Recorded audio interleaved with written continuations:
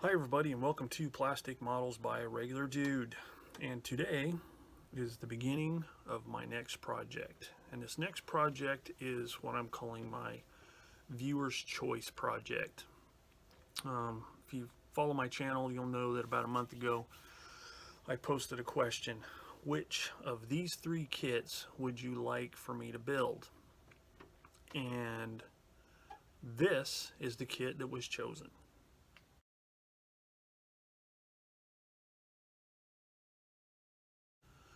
So the overwhelming winner was the 1/35th scale M4A1 Sherman kit number 3716 by Edward, Profi Pack edition.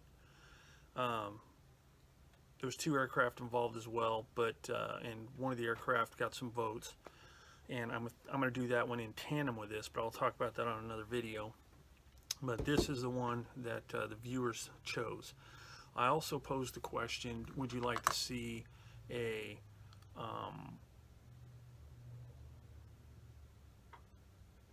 step-by-step, beginning to end type of build, like I've been doing, going through each step of the instructions, building the whole thing on video, and just breaking it up into a series of videos, or an update kind of thing. Just every once in a while, touch base, say, hey, look, this is where I am. And everybody wants to, or most of the people that participated wanted to see a step-by-step. So that's what I'm going to do. Now, I'm going to pose one more question. I want to know if you want to see the step-by-step from beginning of construction up to paint, and then the weathering as kind of more of a update kind of process, or from build to fully complete, step-by-step, everything including weathering. And the reason I ask that is because the weathering portion seems to get bogged down a little bit. It's harder to film or harder to video, and the videos become less frequent towards the end when it comes to weathering. So either way, I'm fine. Just let me know in the comments below what you would prefer: beginning to completion, step-by-step, everything including weathering, or step-by-step up to weathering and then updates to completion. So down below, tell me what you think. So with that, let's take a look at the box.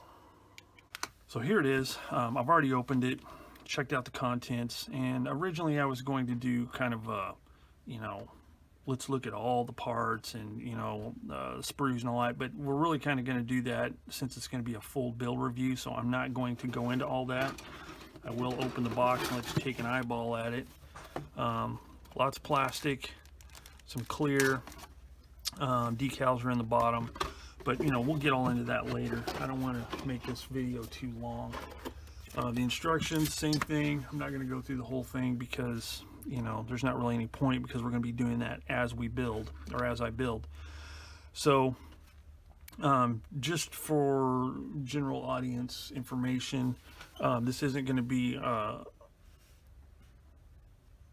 plastic models for beginners entry like I've done in the past, but I think I'm kind of beyond all that. I think that my viewers, once they've watched those other two, I don't really need to call it a plastic models for beginners video, because if you followed along, the techniques are there, and so it's just becoming just general modeling kind of thing. That in mind, a builder or a beginning builder will be able to follow along, because I will, anytime I run into a situation that may need some modification or scratch building or anything like that, then I will talk about it, so anybody will be able to follow along if they want to. So anyway, back to the instructions. One thing I like about Edward's instructions is they do it on this nice, kind of glossy paper color. It's just really nice. Instructions are instructions, but I kind of like this. Looks like they put a little bit of extra effort. This kit on the front here, 13th Armored Regiment, 1st Armored Division, Anzio, Italy, March 1944, is the color scheme I'm going to use. And the reason I'm using that, if you watch my videos, I like things that are a little more unique. And this one's unique in the fact that it's got this white wavy pattern underneath the barrel. It's got the white wavy pattern underneath the sponsons. and it is a two-tone camouflage, which, you know, is kind of unusual for U.S. tanks. Most were just olive drab, and you know, the two-tone camo is kind of cool. So that's the one I'm going to be doing.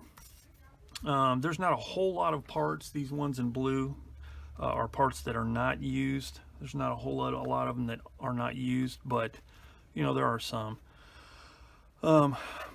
Notes in the instructions, it breaks it down to which color scheme, marking scheme you're going to use.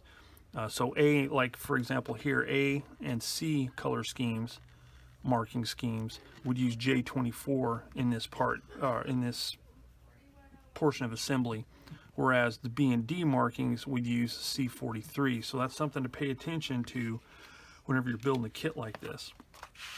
And another thing to take note of is this kit is actually a Tasca / Asuka brand kit that has been reboxed by Edward, I think with some extra stuff.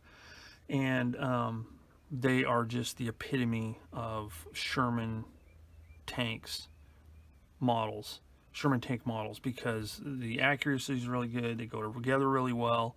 The detail is really good. They're just really, I've built a couple of them already, and I really, really like them. And if you haven't built a Tasca / Asuka kit, whether it's in their own boxing or one of Edward's, I suggest you try one out. They're really, really good kits. So anyway, instructions, you know, blah, blah, blah. I'm not going to go through the whole thing. These are some of the other markings, color marking options. 6/6 Armored, June 44, 5th Army, Summer 44, Italy, and then 2nd Armored, Normandy, June 44. Those are the other markings, and they're good markings as well, especially this one here, the two-tone, kind of a sand color and the olive drab. But I'm doing the other one because I really like the looks of it. Now, one thing about the kit that is just, you know, will be changed. I've got some aftermarket for it, for this kit. Generally, I like to build out of the box, but there's some things I wanted to change. And one of those things is the barrel. It comes with a two-piece barrel, starting barrel, and I opted to go with the Aber aluminum barrel. Part number 35L-135 US 75mm M3 barrel for Sherman M4 series tanks to fit Tasca Sherman models with M34, M34A1 mounts. I've used their barrels before. They're really nice. I mean, they're simple. It's just an aluminum barrel, hollow in the end, and they look good, but you know, there's no seam lines you have to mess with or anything like that. So I'm using that. I also got from Hobby World USA. I think this is a company that has been out of business, went out of business, and not Hobby World, but this Armor Research company. But they had some of this stuff for sale, and I got them because it's the headlight, taillight, siren, periscope guards for Sherman tanks. Just a real small fret, but it's really nice, and it'll, you know, enhance the detail quite a bit. Now, the styrene items that these are replacing really are good, and there's not really a whole lot of need to replace them because they are molded, like, say, compared to Tamiya. The Tasca Asuka brand is molded much more to scale, not as thick, but I think these will just look a little bit better, and you know, I can't pass up some good little detail stuff like this. So I got this to go on it as well. In the kit comes these sand shields and a bunch of other fittings, and I'm not sure yet if I'm going to do the sand shields. I'm gonna have to do a little research on tanks from that time frame and unit, and see if if I really need to use this or not. If not, I'll save them for another kit, but I kind of would like to use them if possible.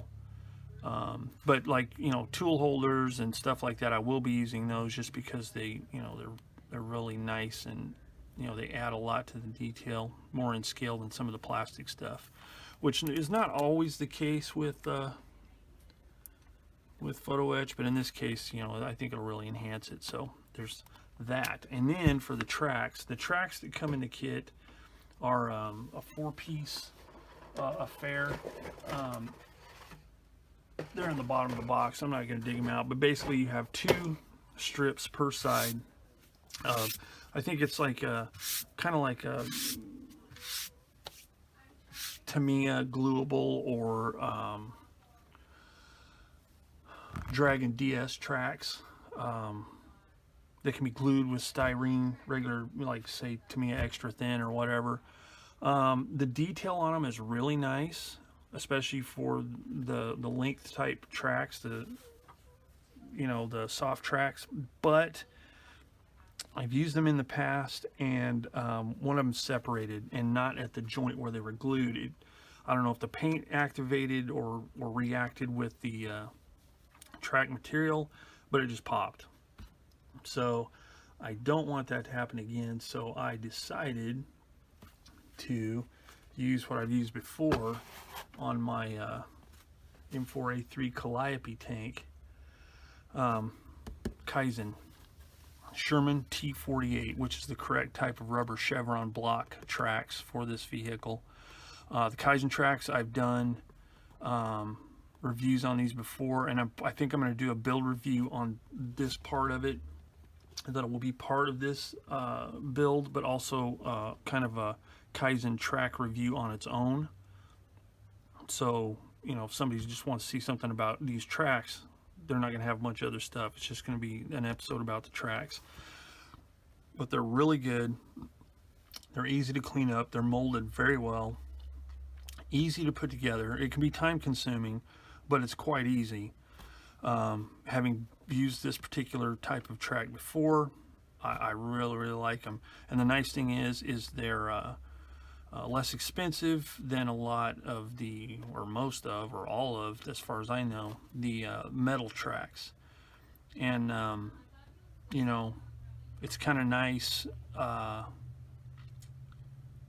be able to have some nice workable tracks that are easy to assemble, and save a little bit of money. So, and they're definitely a lot easier to work with than some of the snap together type tracks, or the ones that use the resin pins in the end, or any of that kind of stuff. I mean, these are really easy to put together. A little prep work, and you can just go to town putting it together. So I'll be talking about those more later as well.